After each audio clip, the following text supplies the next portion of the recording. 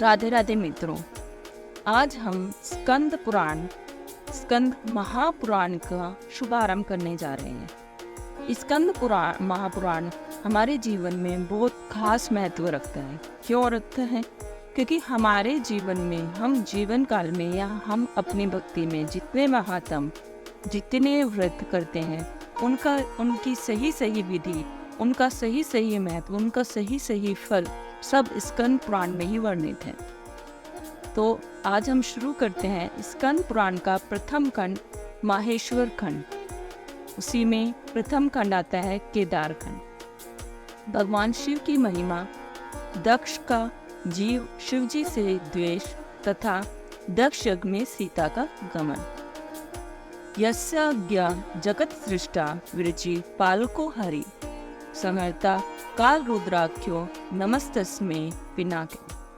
जिनकी आज्ञा से ब्रह्मा जी इस जगत की सृष्टि तथा विष्णु भगवान का पालन करते हैं और जो स्वयं ही काल रुद्र नाम धारण करके इस विश्व का संहार करते हैं, उन पिनाकधारी भगवान शंकर को नमस्कार है।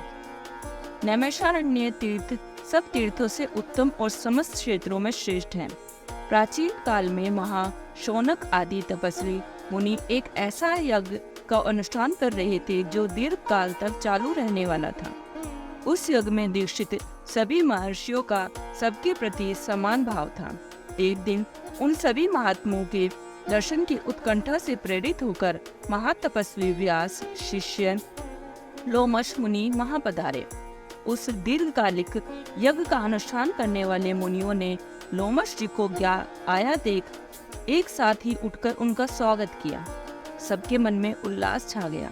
सभी उनके दर्शन के लिए उत्सुक थे। वे पाप रहित महाभाग महर्षिगण लोमश जी को अर्घ्य और पाद्य निवेदन करके उनके सत्कार में लग गए। आतिथ्य के पश्चात उन्होंने विस्तार पूर्वक शिव धर्म सुनाने के लिए लोमश जी से प्रार्थना की। इस पर उन्होंने शिव जी के उत्तम महात्म्य का इस प्रकार वर्णन आरंभ। लोमश जी बोले, 18 पुराणों में परम पुरुष भगवान शिव की महिमा का गान किया गया है, अतः शिव जी के महात्म्य का पूर्णतः वर्णन कोई भी नहीं कर सकता। जो लोग शिव इस 2 अक्षर के नाम का उच्चारण करेंगे, उन्हें स्वर्ग और मोक्ष दोनों प्राप्त होंगे। इसमें तनिक भी संदेह नहीं है। महादेव जी देवताओं के पालक और सबका शासन करने वाले हैं। वे बड़े उदार हैं। उन्होंने अपना सब कुछ दूसरों को दे डाला है, इसलिए वह सर्व कहे गए हैं। जो सदा कल्याण करने वाले भगवान शिव का भजन करते हैं, वे धन्य हैं। जिन्होंने दूसरों की रक्षा के लिए विष भक्षण किया, दक्ष यज्ञ का विनाश किया, काल को दग्ध कर डाला और राजा श्वेत को संकट से छुड़ाया, उन महादेव जी की महिमा का वर्णन कौन कर सकता है?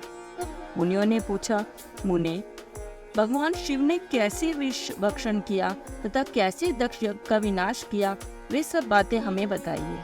हमारे मन में वह सब सुनने के लिए बड़ी उत्कंठा है।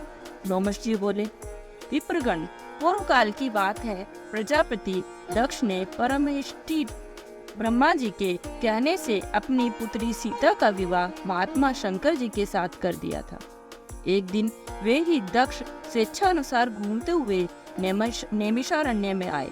वहाँ के ऋषि मुनियों ने उनका बड़ा आदर सत्कार किया। संपूर्ण देवताओं और असुरों ने भी स्तुति और नमस्कार के द्वारा दक्ष का सम्मान किया, किंतु भगवान शंकर ने उनको प्रणाम नहीं किया। दक्ष ने जब इस बात की ओर लक्ष्य किया, तब उनके मन में बड़ा क्रोध हुआ। वे प्रजापति ठहरे। यह अपमान कैसे सहते? उन्होंने तुरंत भगवान शिव के प्रति कटु वचनों की बौछार आरंभ कर दी। ओहो, ये संपूर्ण देवता और असुर भी मेरे चरणों में मस्तक झुकाते हैं। श्रेष्ठ ब्राह्मण भी अत्यंत उत्सुक होकर मुझे प्रणाम करते हैं, परंतु वह शंकर दुष्ट पुरुषों की भांति मेरे सामने शीश क्यों नहीं झुकाता? वह भूत प्रेतों का स्वामी है और सदा प्रेत पिशाचों से घिरा रहता है, फिर भी अपने को महान समझता है। इसलिए आज मैं उसे शाप देने को उद्यत हुआ हूँ। श्रेष्ठ ब्राह्मणों, मेरी बात सुनो और इसका पालन करो। आज से इस रुद्र को मैंने यज्ञों से बहिष्कृत कर दिया। दक्ष का यह कठोर वचन सुनकर नंदी को बड़ा क्रोध हुआ। वे बोले, ओहो, मेरे स्वामी महेश्वर यज्ञ भाग से वंचित किए गए।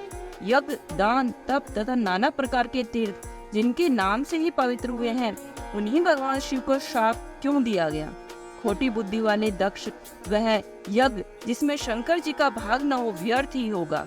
दुर्बुद्धे, तू उस यज्ञ की रक्षा कर। अरे, जिन महात्मा शिव ने इस संपूर्ण विश्व का पालन किया है, उन्हीं को तूने शाप दे डाला। तब महादेव जी ने नंदी से कहा, महामते, तुम्हें ब्राह्मणों के प्रति कभी क्रोध नहीं करना चाहिए। मैं ही यज्ञ हूँ, मैं ही यज्ञ करने वाला यजमान और आचार्य हूँ। संपूर्ण यज्ञांग भी मैं ही हूँ, इसलिए मैं सदा यज्ञ में रत हूँ। मुझे कोई शाप देकर यज्ञ बहिष्कृत नहीं कर सकता।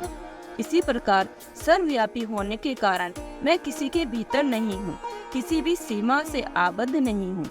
इस दृष्टि से देखने पर मैं सदा ही सब यज्ञों से बाह्य हूँ। भगवान शंकर के इस प्रकार समझाने पर महातपस्वी नंदी ने विवेक का आश्रय लिया। शिव जी का सत्संग पाकर वे परमानंद में निमग्न हो गए। उधर मुनियों से गिरे हुए दक्ष भी अत्यंत रोष में भरकर अपने स्थान को चले गए। वे प्रणाम न करने वाले रुद्र को भूल न सके। बारंबार उनका स्मरण करके क्रोध में जलने लगे।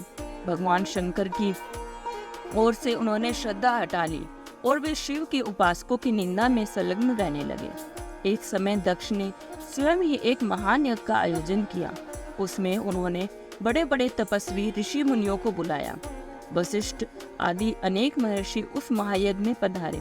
अगस्त्य, कश्यप, अत्रि, वामदेव, भृगु, दधीचि, भगवान व्यास, भारद्वाज और गौतम, ये तथा और भी बहुत से महर्षि वहाँ आए।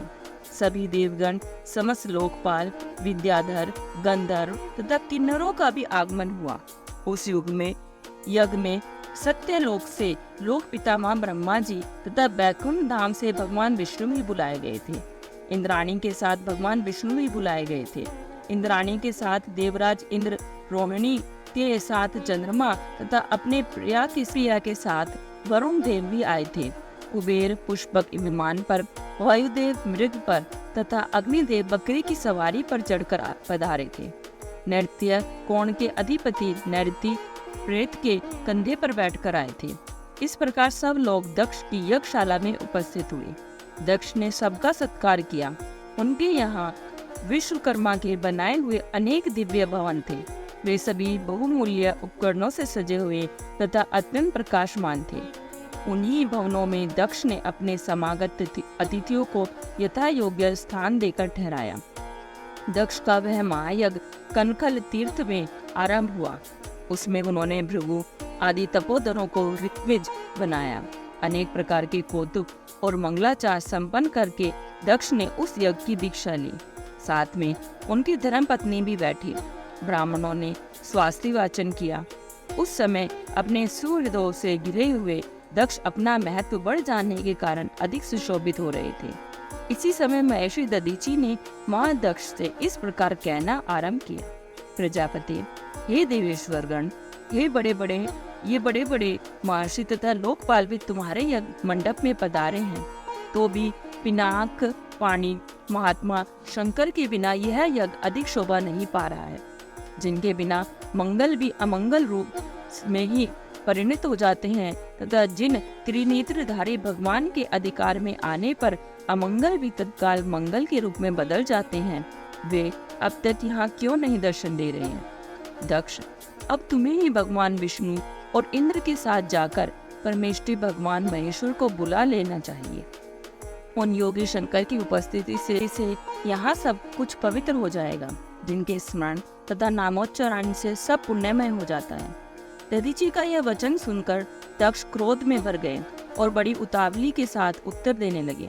उनका भीतरी भाव तो दूषित था, किंतु ऊपर से वे हंसते हुए से बोल रहे थे। उन्होंने कहा, संपूर्ण देवताओं के मूल हैं भगवान विष्णु, जिनमें सनातन धर्म की स्थिति है, जिनमें संपूर्ण वेद, यज्ञ और नाना प्रकार के सत्कर्म भी प्रतिष्ठित हैं। वे भगवान विष्णु तो यहाँ पधारे हुए ही हैं। सत्यलोक से लोक पितामह ब्रह्मा जी भी आ गए हैं। उनके साथ समस्त वेद, उपनिषद और नाना प्रकार के आगम भी हैं। इसी प्रकार आप जैसे निष्पाप महर्षिगण भी आ ही गए हैं। जो जो यज्ञ कर्म के योग्य हैं, शांत चित्त और सुपात्र हैं, वे सब महात्मा यहाँ पदार्पण कर चुके हैं। आप सब महर्षिगण वेद के वाक्य तथा उसके अर्थ के भी तत्वज्ञ हैं, दृढ़ता पूर्वक व्रत का पालन करने वाले हैं। आपके होते हुए अब हमें रुद्र से क्या प्रयोजन है? ब्राह्मण, आप सब लोग मिलकर मेरे इस महान यज्ञ को सफल बनावें।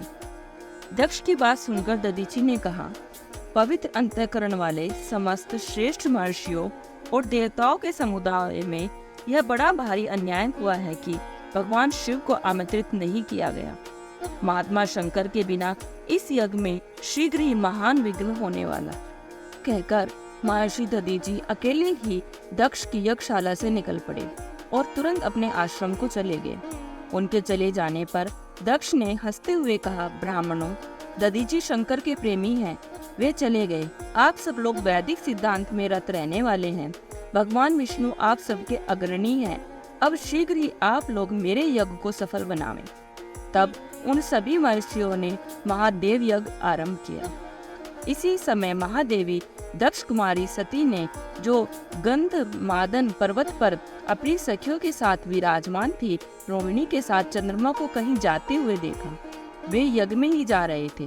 सती ने अपनी सखी विजया से कहा, विजय, तू शीघ्र जाकर पूछ तो सही, ये चंद्रमा कहाँ जाएंगे। उनके आदेश से विजया चंद्रमा के समीप गई और यथोचित विनय के साथ उनकी यात्रा का उद्देश्य पूछा। चंद्रमा ने दक्ष के यज्ञ में जाने का सब वृतांत बता दिया। यह सुनकर विजया को बड़ा हर्ष और विस्मय हुआ।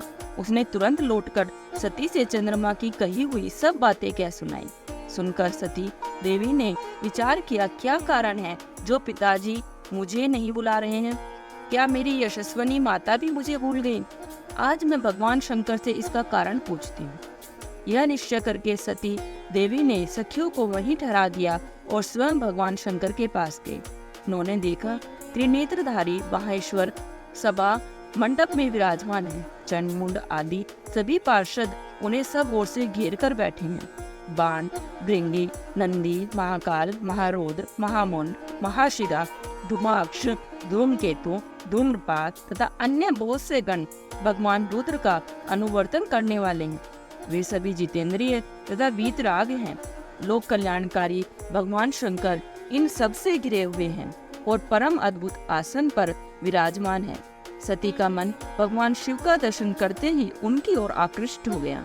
वे सहसा उनके समीप चली गई। भगवान शिव ने बड़े आदर के साथ प्रीति युक्त वचनों से सती को आनंदित किया और कहा, प्रिय, इस समय यहाँ तुम्हारे आगमन का क्या कारण है?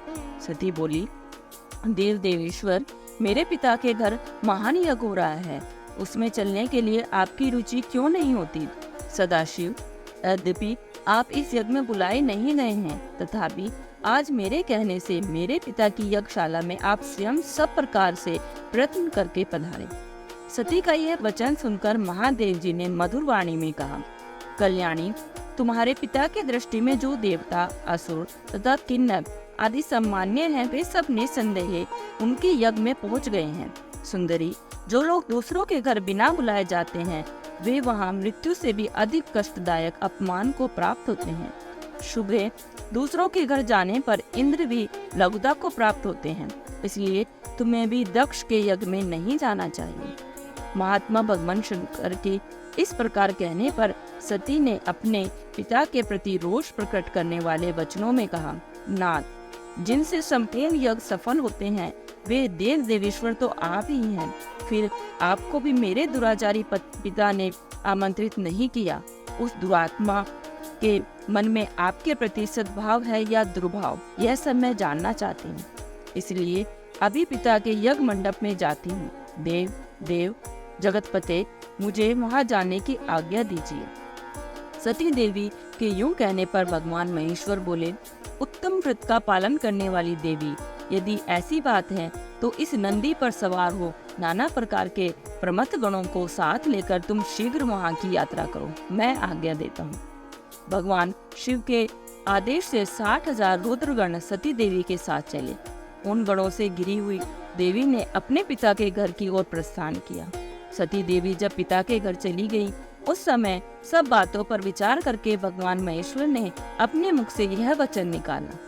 अपने पिता द्वारा अपमानित होकर दक्ष कुमारी सती अब फिर यहाँ लौटकर नहीं आई। ओम नमः शिवाय। राधे राधे। यहाँ पर हमारा प्रथम खंड का विश्राम लेते हैं। ओम नमः शिवाय।